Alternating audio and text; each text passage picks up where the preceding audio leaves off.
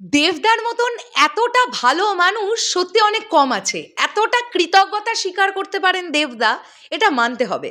এই যে খাদান সিনেমাটা বাঙালি দর্শক সিনেমা হল ভরিয়ে দেখছেন, এই যে এটা দেখে ইন্ডাস্ট্রির অনেক মানুষের সমস্ত কিছু জ্বলে পুড়ে ছারখার হয়ে যাচ্ছে আমরা দেখতে পাচ্ছি, কিন্তু এইরকম সময়তেও দেবদা কিন্তু বাঙালি অডিয়েন্সকে থ্যাংক ইউ জানাতে ভুলছেন না। এবং দেবদা নিজে জানিয়ে দিলেন প্রথম দিনের থেকে দ্বিতীয় দিন বেটার রেসপন্স এসছে, দ্বিতীয় দিনের থেকে তৃতীয় দিন আরও বেটার রেসপন্স আসছে। হ্যালো এভরিওয়ান, আমি পৌশালী চলে এলাম আরও একটা নতুন ভিডিও নিয়ে।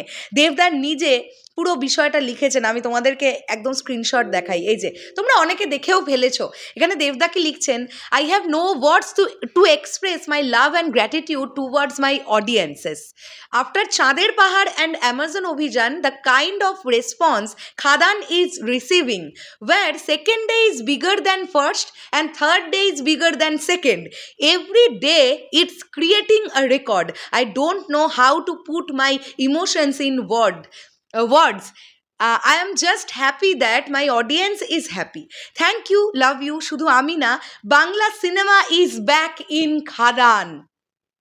এখানে দেবদা তো পরিষ্কারভাবে জানিয়েই দিলেন যে প্রথম দিনের থেকে দ্বিতীয় দিন বিগড় গেছে, দ্বিতীয় দিনের থেকে তৃতীয় দিন বিগড় যাচ্ছে, প্রত্যেক দিন একটা একটা করে রেকর্ড করছে খাদান।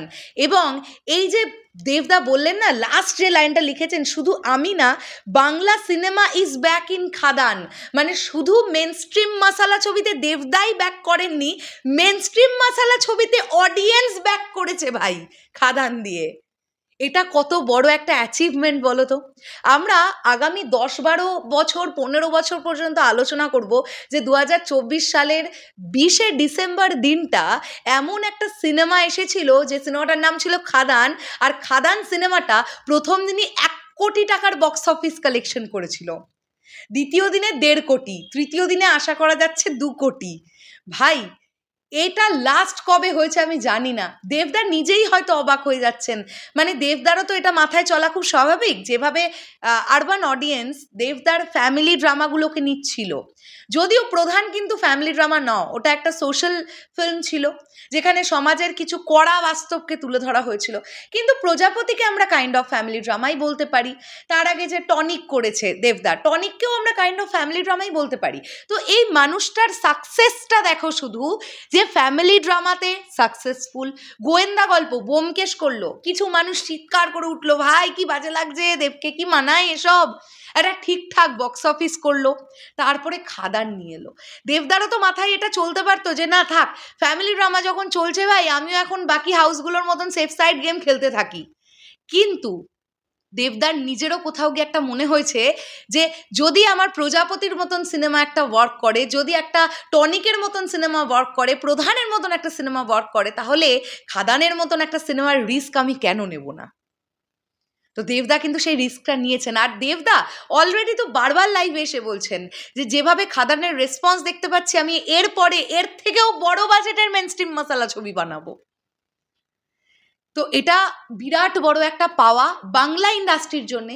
যেসব লোকগুলো আজকে খাদানকে কটাক্ষ করে উল্টোপাল্টা লিখছেন না, আপনারা এই উল্টোপাল্টা লেখাগুলো থেকে বিরত থেকে বরঞ্চ এটা বলুন যে বাংলা ইন্ডাস্ট্রিতে, টলিউড ইন্ডাস্ট্রিতে এমন একটা সিনেমা এসেছে যে সিনেমাটাকে নিয়ে ইন্টারন্যাশনালি আলোচনা হচ্ছে। খাদানের ট্রেলার ইন্টারন্যাশনাল রিয়াকশন পেয়েছে, খাদানের কিশোরী গান ইন্টারন্যাশনাল রিয়াকশন পেয়েছে, খাদানের বক্স অফিস নিয়ে অন্যান্য ইন্ডাস্ট্রির লোকজন কথা বলছে। সো এগুলো নিয়ে একটুখানি উন্মাদনায় মেতে থাকুন না, হিংসেটা না করে, তাহলে তো ভালো হয়। যাই হোক, শেষ করলাম ভিডিওটা, আসছি আবার খুব শিগগিরই নতুন কোনো ভিডিও নিয়ে। দেবদা তো থ্যাংক ইউ জানিয়েই দিয়েছেন, আর আমি তো প্রত্যেকটা ভিডিওতেই বাঙালি সিনেপ্রেমী মানুষদের থ্যাংক ইউ জানাতেই আছি যে আপনারা আরও বেশি বেশি করে, যারা এখনও খাদান দেখেননি তারা হলে গিয়ে খাদান দেখুন, যারা একবার দেখেছেন যদি মনে করছেন আবার একবার দেখতে হবে খাদান, আবার একবার হলে চলে যান, খাদান দেখুন, বড়দিনের উইন্ডোটাতে খাদানের সাথে উদযাপন করুন, সেলিব্রেট করুন। শেষ করলাম ভিডিওটা, আসছি আবার খুব শিগগিরই, তাহলে এখনের জন্যে টাটা।